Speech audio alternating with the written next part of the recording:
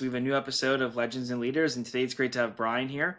Bryan, you're somebody that has a really unique story to get to the position that you're in now. You started out as a client of the company, and now you're leading the company. And I think that's just a testament to the work ethic. I mean, you have to have quite a work ethic to go from that, and also just to recognize the talent that that the company has and that you want to be a part of. Like, you realized it was an incredible opportunity, and you saw that and you seized it. And not everyone always does seize things like that and go after them. And you're somebody who has been at the Boston Consulting Group. You've seen what goes into business success, I'm sure, from a wide range of different areas. So I'm just excited to have you here and to get into your story. Well, Ben, thanks so much for having me. And I will also just quickly say, like, yes, there's work ethic involved. Do not get me wrong, but there's also a lot of luck involved in my journey. Yeah. Well, the harder you work, the more luck you have. Something like that. So just like when you were kind of starting out and interested in, being somebody who would become a business leader, like what were you kind of thinking was going to be the initial direction you were going to go in with your career? Were you even interested in fitness at one point? I mean, because it seemed like you were in the consulting world, you were also in the kind of healthier food space. Like were you gravitating towards initially, and how was that going to prepare you for this foundation that you've built upon today? Truthfully, Ben, I had no idea what I wanted to be. When I grew up, I loved business and knew I had an interest in it.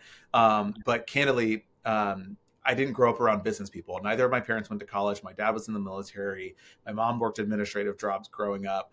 And when I think about sort of successful Black people, the three jobs that they have are lawyers, doctors, and bankers. So I actually thought I was going to be an investment banker. And then very quickly realized as I was going through the internship recruiting process in college that I didn't want to live in New York.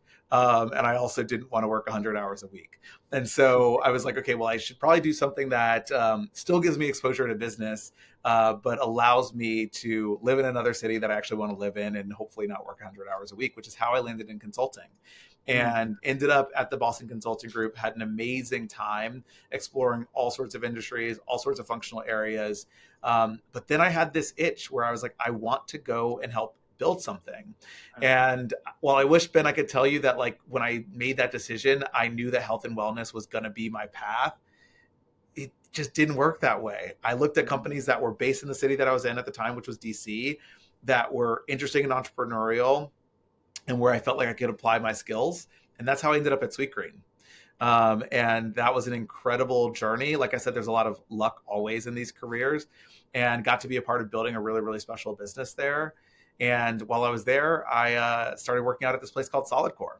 And like you said, became a client of the business and later met the founder. And as they say, the rest is history. So were you interested in being at the Boston Consulting Group because you could kind of see potentially where you want to be involved in later on? Like, you were getting all this exposure. Was that kind of your thinking too? That was definitely my thinking. I was like, I don't know what I want to be when I grow up.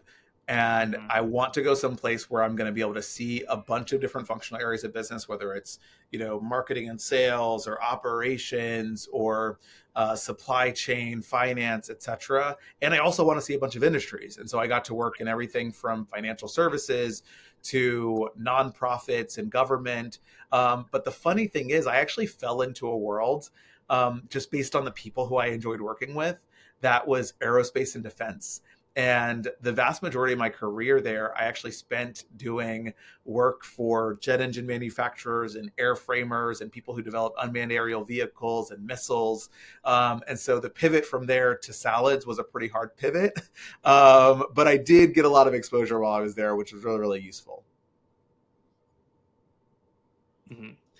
So how did the opportunity to be involved with the Sweet Green National expansion come about? I mean, what made you want to jump on that project? Was it just kind of given to you, or were you like, this is something I really want to pursue, and why pursue it?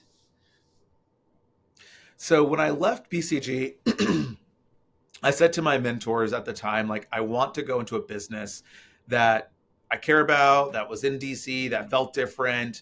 And someone at BCG actually introduced me to the team at Sweetgreen. And Uh, so it's one of those lessons in life that, like, the way you leave a company often says more about you than even how you join. And like, as tempting as it can be sometimes to leave companies in a blaze of glory, like, don't do that because your next opportunity could come from someone who's there.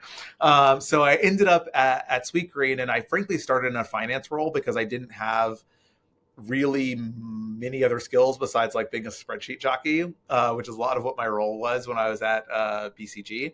But I eventually got my hands dirty in thinking about the financial implications on the company of all of the real estate that we were going into, both from a the rent risk that we were taking, signing 10-year leases, and what that was going to mean, but also the capex that was going out the door to build these beautiful restaurants. And that exposure to real estate got me really intrigued about taking on a larger role in that space to help build, identify, build, and ultimately open these new restaurants. And so I had a conversation with my boss at the time, who was the president of the business, and she was willing to take a risk on me, which I really really appreciate, and let me lead all of our new store expansion. And so I was responsible for, like I said, identifying where we were going to go, negotiating the deals that were going to get us into a site, designing the restaurants, thinking about everything from customer flow to team member flow, and then ultimately constructing those restaurants and trying to build them on time and on budget. I mean, it's an important role.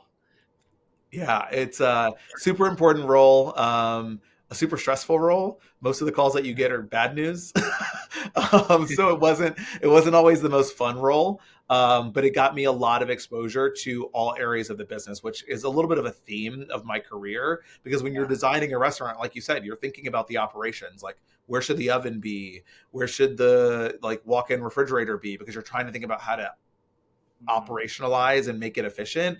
You're thinking about marketing, like what is the signage going to look like? Okay, do we have access to be able to put an A-frame outside to advertise the latest salad that's coming? Like you're thinking about all of these different areas of the business, which ultimately got me great exposure before I took on my role at solidcore of COO. So let's just like kind of move towards the solid core portion. Like, you were a client of solid core. You clearly liked, what they were offering. How did it even come about to be involved in solid core and to, even just be a part of that? And you were just kind of working out and thinking like, I should really do something more with this company. No, I wasn't thinking that at all. I was literally just working out there, getting a great sweat and a great workout. I got introduced to solid core by someone who I went to college with, who was like, "You got to try this workout." I Uh, tried it, became hooked, ended up telling literally everyone I knew about it. Would always post and check in on Facebook back when that was a thing. And fast forward like 3 years after I took my first solid core class, a former BCG colleague of mine was like, "Hey, I know you really love solid core. I actually just started doing some work for the founder in an HR capacity. Have you ever met?" And I was like, "No, it's crazy. I've been around this community now for years. I love this product. uh, And I've never met the founder, even though she lived in DC and was often around." And she was like, "Oh, I got to introduce you guys." And so we introduced, or got introduced. She had just taken her first round of private equity. And I just wanted to be helpful, right? Like I had been in a growth business that was private equity backed, and here was a company and a product that I loved. And so I met her for drinks or for dinner, I can't remember, but I brought, a slide, because I'm a reform consultant, of like, "Hey, here are the things that I would be thinking about if I were you as you build and scale this business now that you have the capital to do so." And like I said, like the rest is history. She, basically said, like, "Have you ever considered, joining me on this journey?" And candidly, at first I was like, "No, I really love my role at Sweetgreen. I'm having a great time." But the more I thought about it, the more I felt the universe pushing me to step outside of my comfort zone, step into a larger role, take another risk in my career, and try to help build something special. And I now have been here for a little over 7 years. I've been CEO for about four. And I think we built something really special. So it's been a really, really fun journey. yeah, that's great that you were open minded to take the kind of the chance and just move forward with it. Yeah, it's important to be like that. Yeah, look, I think one of the things that I learned in life, which is not groundbreaking or earth shattering in any way, is most doors are two-way doors. Mhm. And I had an amazing run at Sweetgreen. We had grown that concept from about 20 restaurants to almost 100. We had raised significant capital over the years at increasing valuations. I felt really, really proud of what I had done. And as I thought about taking on another challenge of joining the team at solidcore and helping to build and scale this company, which was actually a similar size, they had about 20 something locations. And our founder's goal was to get to 100 over 4 years. I said, the worst thing that happens is I go and I try to do this as COO and I find out I'm not successful. And if that's the case, that's okay. Life's full of two-way doors. I can walk back out that door and find another amazing opportunity. And it's going to be like, no, it doesn't mean I'm a bad person. Doesn't mean I'll never be successful again. It just meant that that opportunity wouldn't be right for me. And with that, I was just like, okay, great. Like I should do this. There's no harm really in me taking this leap of faith and betting on myself to hopefully build something cool. Were you teaching classes then as well? I was not. So I didn't start teaching classes until I started working here. And truth be told, I didn't start out going through coach training thinking that I was going to teach classes. I went through coach training when I first started because I felt as the COO at the time, it would be hard for me to authentically lead operations without having a deep appreciation for what it took to run this business. And for as long as this company will be around producing classes the way that we do, the vast majority of the people who work for this company will be coaches. And so I was like, if I'm going to lead this company, I got to understand what it means to like be a coach here. So that was the sole reason why I went through coach training. And then I went through coach training, and what I found was I liked being on the mic. I liked motivating and inspiring people. And through a lot of practice and a bunch of help from my training manager, I actually got good at it. And so that is what sort of started my journey with coaching. And I'll tell you, Ben, it's been an amazing way for me when I go and I travel to various markets around the country to connect with our teams, but also importantly, connect with our broader community of clients in a way that isn't just like, hey, let's go out to a team happy hour. Not that there's anything wrong with team happy hours, but being able to actually put someone through a workout and make them sweat and inspire them and joke around with them in that way, it's a really, really cool mechanism to build connection and community. Totally. I just love that you love the business, all aspects of it, not just the role of leading it. Like you were a client, you enjoyed the classes, you actually like to teach the class. I mean, you love the whole thing. I mean, it's so authentic. Yeah. And I think that's, when we talk about building these businesses, they can be so all encompassing, as you know, because building and growing a business at this stage is hard. It's hard work. It's actually one of the biggest surprises that I faced when I left BCG. I was like, God, building a company is really hard. And you don't realize it when you're consulting for these companies that have been around for decades and sometimes, a century. And so, when you are doing work like this that can feel all encompassing, it's really, really helpful to actually love and care about what you do. It makes waking up, even on those days that are hard, easier. So I feel very, very blessed that, frankly, for both Sweetgreen and solidcore, I've been able to be a part of teams that sell products and services that I loved as a consumer first, and then got to be immersed in the business side of it after. So what is the community like now? Like you've seen this as somebody who was a client all the way to leading it. I mean, you've seen the community completely. I mean, it's changed a lot. It's gotten much bigger over that time. Like, how has it evolved? How have you tried to kind of keep it to be really the solid core community that you were passionate about when you got interested initially? Yeah, there were three things that I really loved about solidcore when I showed up and walked through those doors for the very first time, more than a decade ago now. The first was that the workout was really, really effective. The thing that I say to people is there are millions of people now who have walked through the doors of a solidcore studio. Many of them walked out loving it. Some of them walked out saying that workout's not for me, and that's totally fine. But I've not met a single person, and I've met a lot of people who have taken solidcore. I've not met a single person who walked out of a solidcore class and went, I'm not so sure if that worked. Right? Like the workout is just effective. And I really, really loved that about it. The second was that the community, represented the broader community in which solidcore existed in a way that was atypical at the time, right? Like at the time that solidcore was sort of first coming onto the scene in 2013, 2014, when I took my first class, SoulCycle was super popular. Mm, And I love SoulCycle as a brand, so I don't say this in any way to be disrespectful. But the reality is, the archetype of a SoulCycle client was very, very sort of monolithic. There was like one archetype. It was a young, skinny, typically white girl wearing Lululemon. Like that was like who walked in and out of a SoulCycle class.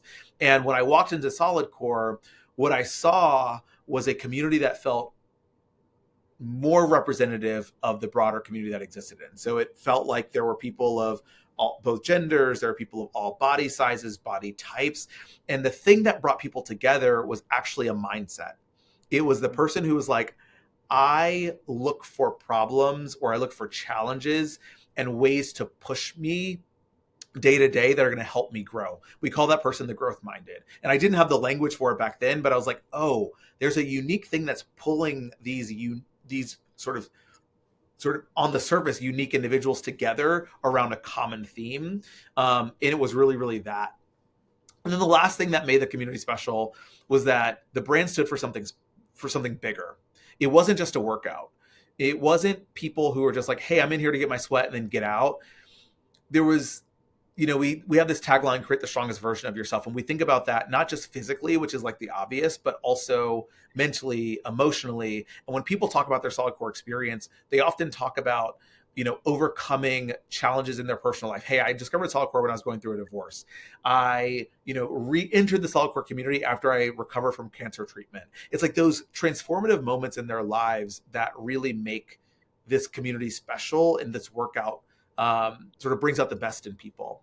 And so those are the three things that made it special 10 plus years ago when I took my first class. Those three things still make it special today. But the root of your question, which is how has it evolved, yeah. is even as those three things have stayed the same, what the solid core community looks like today is quite different. One, it's significantly larger, right? When I joined this business, we had about 25 locations. Today, we have about 140 all over the country. So the community is much larger. And the benefit of the growth of the community is that we have been able to reach the doorsteps or the micro communities of more and more people. And so when you look at the average solid core client, even though it was diverse 10 plus years ago, it's even more diverse today. Right. So, we talk about our typical client being between the ages of 20 and 40, but that is actually growing on both sides of the equation. We are in college towns like Ann Arbor and Charlottesville. And so you have people who are entering the solid core community at 17, 18, 19 years old and finding it as a path for them to get stronger even at a relatively young age. And then on the flip side, you have people who are realizing that, wait, I can still get the intensity of the workouts that I used to love when I was in my 20s and 30s without the physical sort of impact of the running and the jumping.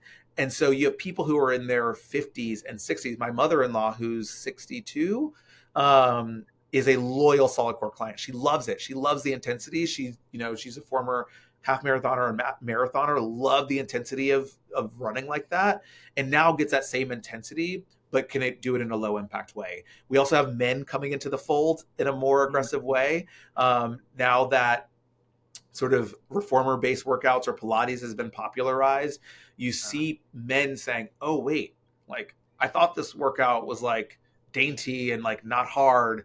And actually it's kicking my ass. And so that's also been really, really cool to see.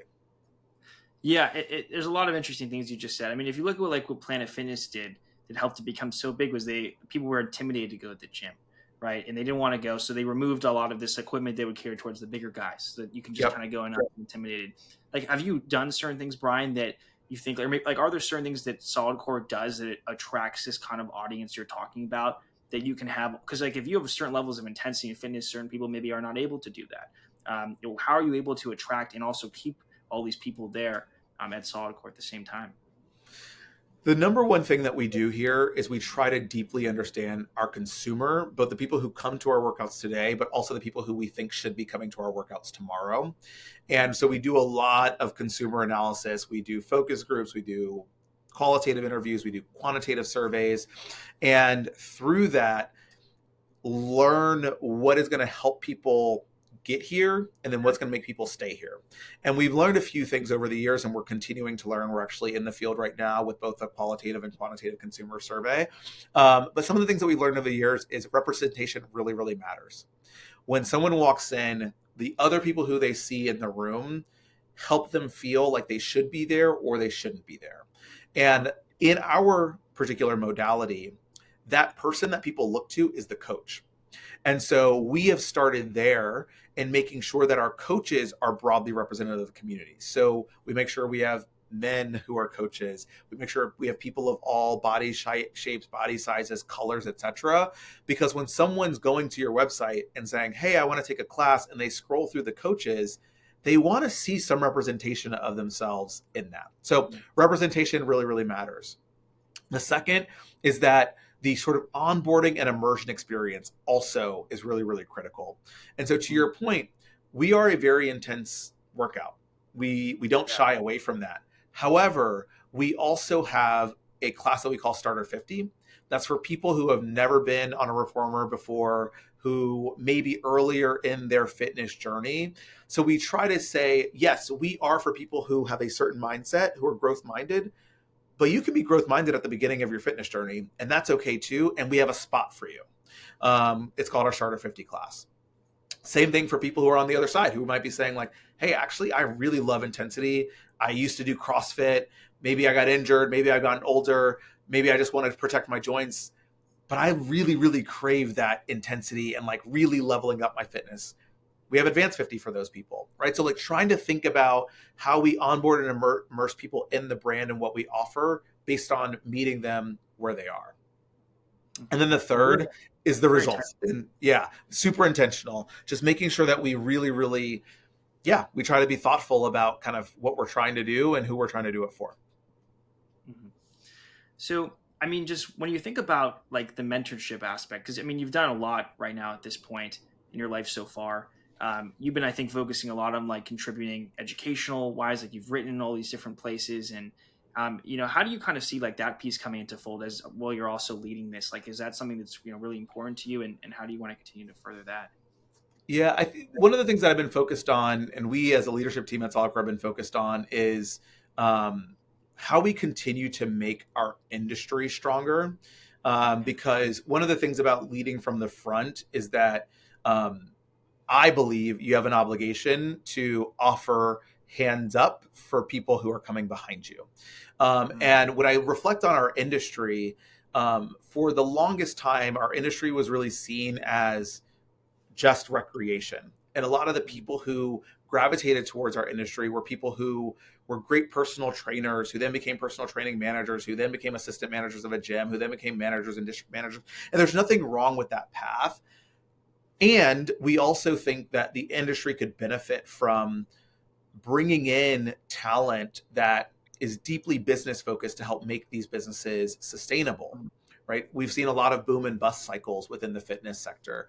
And so a lot of what I've done is really in the spirit of serving that purpose, which is how do we continue to increase the awareness of what our industry is doing and in a way sort of legitimize what our industry is doing and legitimize it as a career for people who may have an interest in marketing or may have an interest in strategy and may have an interest in analytics. Like we need and use all of those skills, but fitness is not the first place that an undergraduate business school student is thinking about going post school. So trying to open the aperture of that. Yeah, that's great that you're doing that. I think it's important that there's a more effort to make a lot of awareness around this. This is an option, and we can help you as you progress in this path. Yeah, I really hope so. Yeah. So what does the roadmap look like now? Like, what are kind of like the short term goals, the long term goals? Like, what does the next 5 to 10 years look like at the business? And how do you see yourself evolving as a leader as the business grows too? Yeah.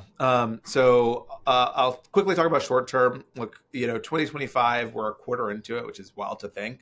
The business continues to grow. We're growing in our sort of base business of studios that already exist, but we're also open between 25 and 30 new studios in communities all over the country this year. So we're really, really excited about that. But I'm more sort of jazzed about thinking of the long term and what this business can ultimately be. And Specifically, one of the things that I talked about a little bit earlier was how important solid core can be in people's lives, and that sort of deeply personal and emotional connection that people have to this workout. And because of that, our consumer gives us a lot of latitude on how solid core can manifest itself in their lives. They say, hey, I want solid core to tell me what I should be wearing, what wearable I should have, what supplements I should be taking, all of these things, what food I should be putting in my body. And I think we have an opportunity as a business and a brand to continue to build out the ecosystem of products and services that we know that our consumer loves and needs and wants in their life, and bring it to them in a way that's comprehensive beyond just the workout. So much more to come there. But as we're thinking about building the company for 5 or 10 years into the future and the talent that we're going to need to do that, it's really through that lens of how do we start to build a broader ecosystem and sort of lifestyle brand, to use those terms, Mm, that our consumers can really be a part of, not just in terms of what they do for a workout, but how they live a sort of healthy, holistic life. And so my role has begun to evolve and will continue to evolve, from being one that was a little bit more sort of tactical, thinking about the day to day, to one that's more visionary, and thinking about what this company ultimately can be in the future, which is an exciting evolution. definitely. Yeah, I love this ecosystem idea. I mean, because if fitness is, it's kind of like you think about it too much. You go to a place, you take care of that, but it's really your entire day and all that you do, and it makes you feel better if you really take care of this stuff throughout the entire day. So it's important that you're building that as a business, and a brand in the space that has one of these areas really done incredibly well. Well, Bryan, I appreciate you taking the time and doing this, and I'm definitely excited to see where you're going to continue to go with this and how your vision is going to shape the world of fitness today. It's such an important space, and everybody needs to take care of their health, so that the market there is massive. And I look forward to seeing what you're going to do next. Thanks for coming on. Awesome. Thanks for having me, Ben. Appreciate it.